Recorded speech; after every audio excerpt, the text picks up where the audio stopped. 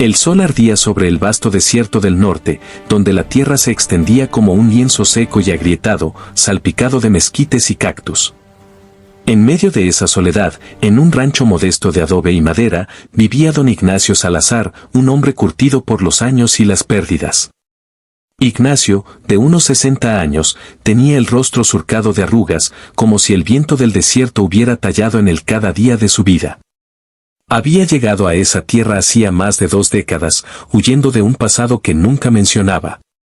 Su esposa, Clara, había muerto en un invierno cruel y sus 2 hijos se habían marchado al este, dejando atrás al viejo ranchero con sus recuerdos y su soledad. El rancho, conocido como el refugio, era pequeño pero autosuficiente. Ignacio criaba unas pocas vacas, cultivaba maíz y frijoles en un terreno regado por un arroyo débil y cazaba venados cuando la necesidad apretaba. No tenía vecinos en millas a la redonda, y eso le gustaba. La gente traía problemas, decía siempre, y él ya había tenido suficientes.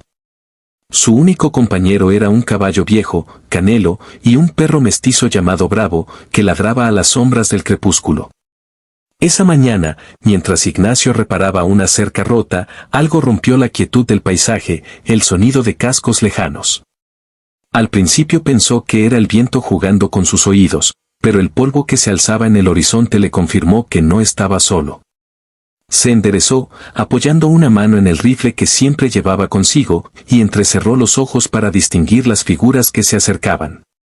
Eran 10 jinetes, moviéndose con una precisión que solo podía significar una cosa: eran apaches. Ignacio había oído historias de los apaches, de sus incursiones rápidas como el relámpago, de su habilidad para desaparecer en el desierto como fantasmas. Aunque los tratados de paz habían reducido los enfrentamientos, la desconfianza entre los colonos y los nativos seguía siendo un fuego que ardía bajo la superficie. Ignacio no era hombre de odios ciegos, pero tampoco era ingenuo. Se quedó quieto, con el rifle descansando en el brazo, mientras los jinetes se detenían a unos metros de él. El líder, un hombre de unos 40 años con el rostro endurecido por el sol y cicatrices que contaban historias de batallas, desmontó con calma. Sus ojos oscuros estudiaron a Ignacio, no con hostilidad, sino con una mezcla de cautela y resolución. Habló en un español claro, aunque con un acento que delataba que no era su lengua madre. «Señor, venimos en paz», dijo, levantando una mano abierta. «Somos 10, y necesitamos refugio. No traemos guerra, solo cansancio». Ignacio frunció el ceño, su mirada recorriendo al grupo. Había hombres, mujeres y 2 niños, todos con ropas desgastadas y rostros marcados por el hambre y el polvo. Sus caballos parecían al borde del colapso, y llevaban pocas pertenencias, algunas mantas, un par de rifles viejos y bolsas de cuero que parecían vacías. «¿Por qué aquí?», preguntó Ignacio, su voz áspera como la grava. «Hay pueblos al sur, misiones al norte. ¿Por qué mi rancho?».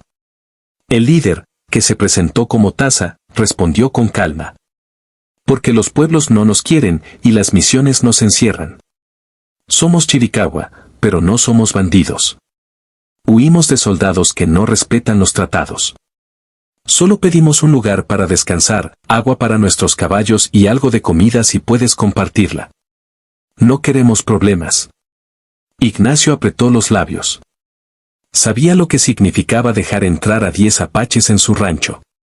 Si alguien en el pueblo más cercano se enteraba, los rumores correrían como pólvora. Los colonos no hacían distinciones entre apaches pacíficos y los que aún asaltaban caravanas. Pero también sabía lo que era estar solo, perseguido, sin un lugar donde descansar. Algo en los ojos de Taza, una mezcla de orgullo y súplica, le recordó a él mismo, años atrás, cuando llegó a esa tierra con nada más que un caballo y un dolor que no lo dejaba dormir. «No tengo mucho», dijo finalmente Ignacio, bajando el rifle, aunque sin soltarlo. «Pero hay agua en el arroyo, y puedo darles maíz y algo de carne seca. No quiero problemas, ¿entienden? Si traen soldados o bandidos a mi puerta, no tendré piedad». Taza asintió, y un murmullo de alivio recorrió al grupo. Los apaches desmontaron y llevaron sus caballos al arroyo, mientras Ignacio los observaba desde la sombra de su porche. Bravo, el perro, gruñía suavemente, pero una mirada de su amo lo hizo callar. Había algo en esos extraños que no encajaba con las historias de terror que contaban los colonos.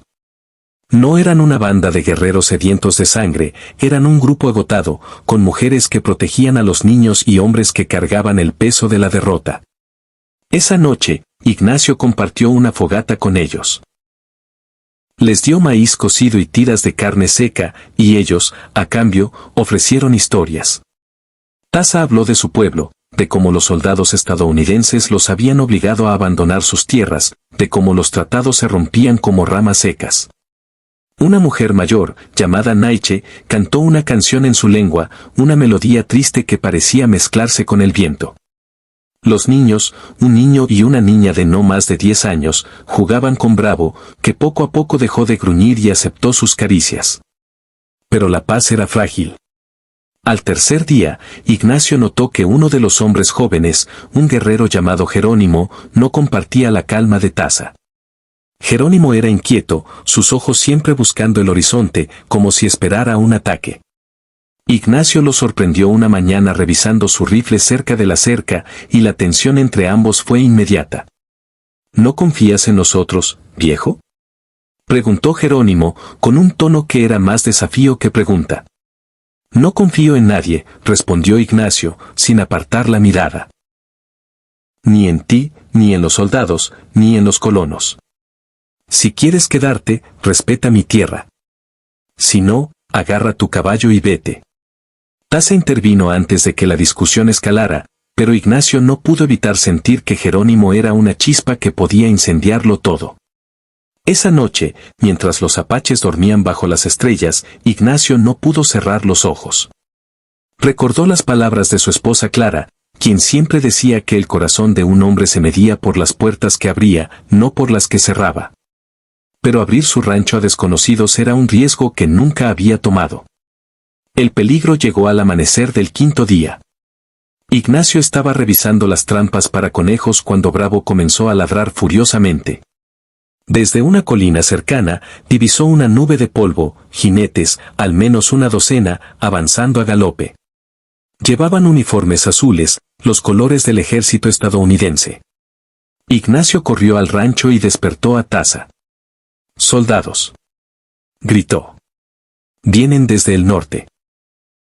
Si están buscándolos, no los esconderé. Dime la verdad, Taza, ¿qué hicieron?» Taza no dudó. «No hicimos nada, Ignacio. Escapamos de una reserva donde nos trataban como perros. Pero los soldados no preguntan, solo disparan». Ignacio maldijo por lo bajo. No quería ser parte de esa guerra, pero ya estaba en medio. Los apaches se prepararon rápidamente, los hombres tomando sus rifles y las mujeres escondiendo a los niños en el granero. Ignacio sabía que no podía enfrentarse a los soldados, un ranchero solo con un rifle viejo no era rival para un pelotón. Pero tampoco podía entregar a los apaches sin más. Había visto el hambre en sus ojos, el miedo de los niños. Por primera vez en años, sintió que su vida tenía un propósito más allá de sobrevivir. Cuando los soldados llegaron, su capitán, un hombre joven con bigote recortado y mirada arrogante, desmontó y se acercó a Ignacio. «Viejo, sabemos que tienes apaches aquí», dijo, sin preámbulos. «Entrégalos, y no habrá problemas». Ignacio se cruzó de brazos, su rifle apoyado en el porche. «Son mis invitados», respondió con calma. «No han hecho nada malo en mi tierra. Si los quieres, tendrás que pasar por mí».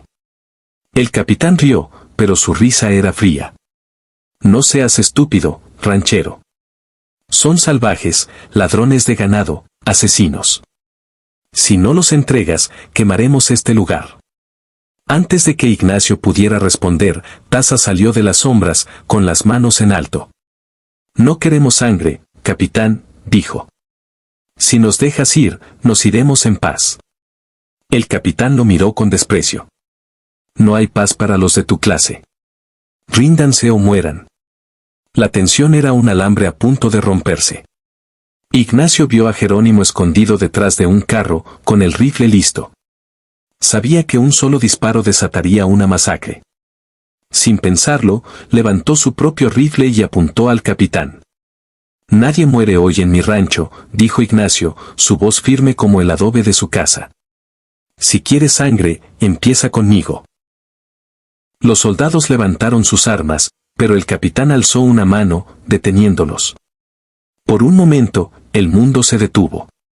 El viento dejó de soplar, y solo se oía el resoplido de los caballos y el latido de los corazones. Entonces, Naiche, la anciana apache, salió del granero con los dos niños. Su presencia rompió el silencio.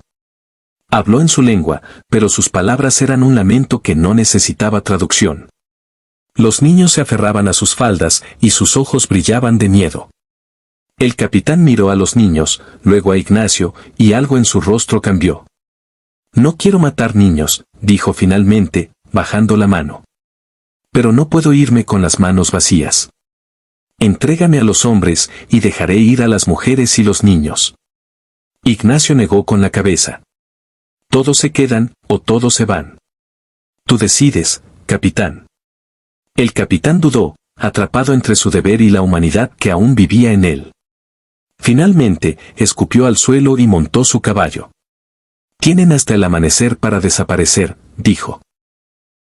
Si los encuentro aquí mañana, no habrá piedad.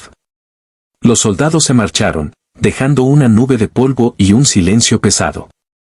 Ignacio se volvió hacia Taza. No pueden quedarse. Lo sabes. Taza asintió. Nos iremos antes del amanecer. Gracias, Ignacio. No muchos habrían hecho lo que tú. Esa noche, los apaches empacaron sus pocas pertenencias. Naiche le dio a Ignacio un amuleto de cuero con una piedra tallada, un gesto de gratitud.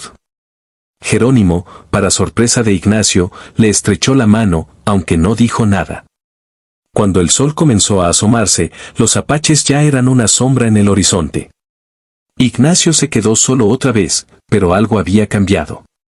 El refugio ya no era solo un lugar para esconderse del mundo. Por primera vez en años, sintió que había hecho algo que valía la pena. Mientras cepillaba a Canelo y Bravo dormía a sus pies, Ignacio miró hacia el desierto, preguntándose si volvería a ver a Taza y su gente. En su corazón, sabía que no, pero también sabía que, en ese breve encuentro, había encontrado un pedazo de la humanidad que creía perdida.